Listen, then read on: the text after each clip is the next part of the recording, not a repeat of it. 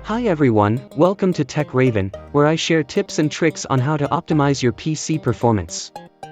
In today's video, I'm going to explain why you should leave at least 30% free space on your SSD, and how it can improve your SSD's speed and lifespan.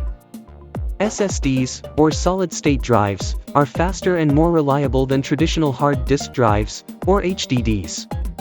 They use flash memory chips to store data, instead of spinning platters and moving heads. This makes them more resistant to shocks, vibrations, and heat, and also reduces the noise and power consumption. However, SSDs also have some drawbacks, such as limited write cycles and performance degradation over time. This is because SSDs can only write data to empty blocks, and they need to erase and rewrite the entire block when it is partially filled. This process is called garbage collection, and it takes time and wears out the flash cells. To avoid this problem, SSDs use a technique called overprovisioning, which means reserving some space on the drive that is not accessible to the user or the operating system. This space is used by the SSD controller to perform garbage collection and wear leveling, which distributes the writes evenly across the flash cells. This way, the SSD can maintain its performance and durability. The amount of overprovisioning space varies depending on the manufacturer and the model of the SSD, but it is usually around 7% to 10% of the total capacity.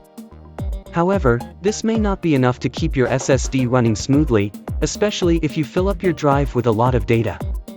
That's why it is recommended to leave at least 30% free space on your SSD, in addition to the overprovisioning space. This will give the SSD controller more room to perform garbage collection and wear leveling, and also reduce the fragmentation of the data. Fragmentation means that the data is scattered across different blocks, instead of being stored in contiguous blocks. This can slow down the read and write speeds of the SSD, as it has to access more blocks to retrieve or modify the data. By leaving 30% free space on your SSD, you can ensure that your SSD has enough empty blocks to write data without having to erase and rewrite the existing data. This will improve the performance and the lifespan of your SSD, and also prevent it from slowing down over time. To check how much free space you have on your SSD, you can use the Windows File Explorer or the Disk Management tool. You can also use the Defragment and Optimize utility to optimize your SSD on a schedule.